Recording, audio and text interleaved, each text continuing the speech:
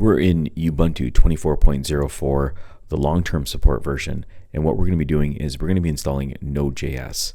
So the first thing that we're going to want to do is go over into the terminal window. So we'll first do a update, type in our password.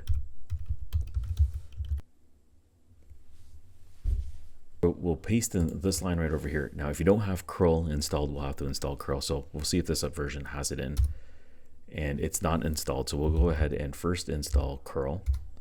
This is a fresh installation that I have here. So sudo apt-get install curl, and we'll hit enter. And now we can paste in the line and hit enter. And it's going to go ahead and add the Node.js repository. So the repository has been added. The next thing that we want to do is install it. So we'll paste in the next line. Again, this will be linked in the description below. We'll hit enter. Okay, and that's done. And now we can just confirm the version installations that we have installed. We'll go ahead and paste that in there, hit enter, and you can see that we have the versions that are listed. Node.js version 20.20.1 is now installed. That's all you have to do to go ahead and install it.